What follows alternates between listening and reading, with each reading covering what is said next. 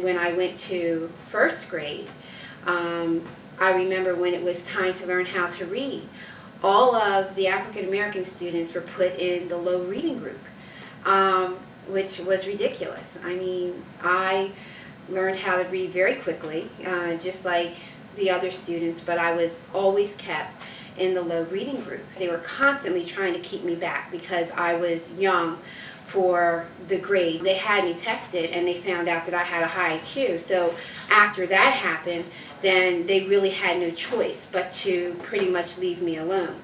I was never put in a gifted program or anything. I was a quiet child, and in elementary school, as a result of being quiet, I got left back. The teachers said that they didn't know if I knew anything, but yet and still, they never asked me any questions. You know, they never called on me. They never asked me to participate in things. I do have a strong memory of junior high school. You know how there's always one person in the class who gets 100% plus the extra credit? There was a young man who, you know, he always got everything right. And as the teacher was passing back the test, he says, and of course, John, of course you got the highest grade in the class. Passing and Sharon, and surprisingly, you got the second highest. And I said, oh, I don't know why you're surprised, because I studied just as hard as everybody else. You know, if I did good, it was an exception because the rest of the people weren't doing that good. You know, who are you that's doing this good as a black student? But, you know, once again, I don't think I was pushed as far as I should have been pushed. So as far as college, I don't think I was ever pushed in that direction. And you know, it kind of must be wondered that most of the guys that I knew that I went to school with that did go to college, I mean, I had a lot more to bore than they did. But and I don't blame the school system all the way. Maybe it's at home we weren't pushed as hard, but I don't know, it's just, yeah. We weren't on the same track. They just didn't expect a lot from us. I had so many scholarships coming in because of my athletic prowess, but I just thought it was, they would send you a scholarship and that would be it. You just walk right into the school and then their arms would be open wide and there you go. But somewhere along the line, I realized that SAT test smacked me into realization that I'm not going anywhere if my grades aren't good enough. So I ended up going into the military like a lot of us do, because of when you hit that crossroads of graduating high school, you're left with either work or life of crime or military. I was a kind of a gifted student, coming from a family of gifted athletes. Everybody looked for the Hollands to be the athletes, and I was the one who wasn't, the last of the line who wasn't. My focus was my grades. I was one of those guys that loved to come home and do homework, you know.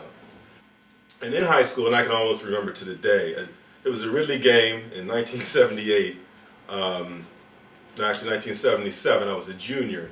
Sometime in November 1977, when I really started to become aware of what was going on around me, and the things that I didn't know that were important to me, black issues, were becoming more and more important. I had always been one of the only two black people in the class, or the only black person in the class. And I think at the time when I started to become aware, it was a definite drop-off in what not only I was trying to do, but what was being done for me.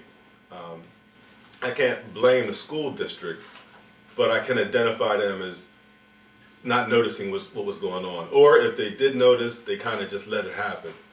And as I dropped off, in the middle of my junior year in high school, it became, well, he's just going to go ahead and bide his time and get through it. Like, they could have cared less. While I was in Lower Marion, I think I might have seen my guidance counselor one time.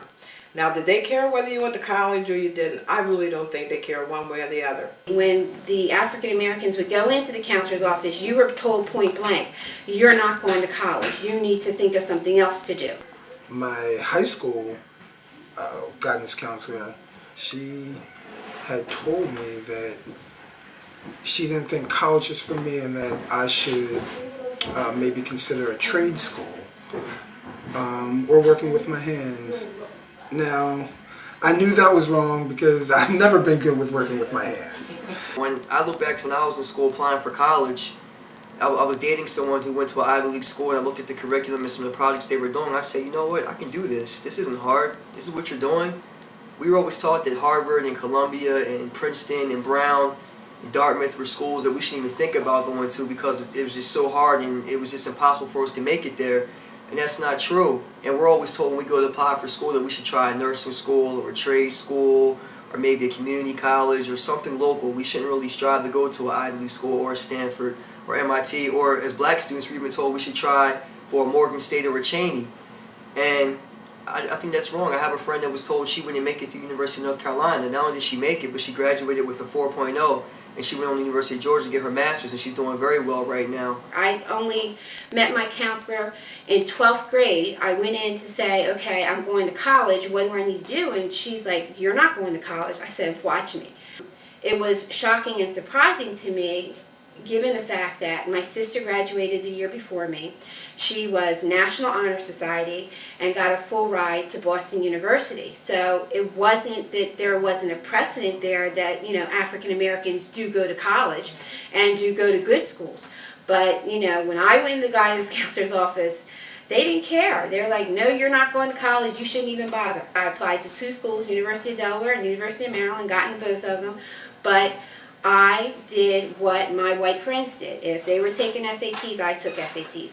If they were applying to colleges, I applied to colleges. I think if you don't have a student that does very well, I don't think they're very interested. My older 2 girls did well, but my youngest daughter, she was dyslexic. And she had a hard time every way she turned. And I can remember Ms. Vitri, I can remember Reverend Pollard and Reverend Davis coming to Welsh Valley Middle School and demanding that they put me into a certain math class because they knew I belonged there and they knew I could do well in there despite what the teacher was saying. And I struggled in that class for a long time, but when I finally went to college, I passed that class with a B, and that class was calculus. I struggled through it throughout high school because the teachers didn't want me there, so they made it harder for me. If I asked a question, put your hand down. Oh, well, we'll talk to you after class. You're disrupting class. And they would teach the class so fast I couldn't keep up. But I stuck with it. I made it happen. I finally passed that class with a B. When they talk about is discipline meted out evenly throughout the school system, no, it's not. Discipline, as far as I was concerned, only was done with us black kids. As I said, in the high school and in 9th grade, I would say, that's when I started seeing how the African American kids were treated as compared to the other students in the school. We were always watched and told to go to our classes. If we were late, we would get sent right to the office. If there was ever a problem, if there was a fight, or if there was a disturbance, the teacher will come in and they're not going to say, this white kid over here, or that white kid over there. They're like, you, what happened here? And then if you point at me and say, what happened here? The first thing I'm going to say, why are you asking me? Why are you accusing me? I'm not accusing me. Why don't you calm down? Why do I need to calm down? And then that's how then they just get out of control.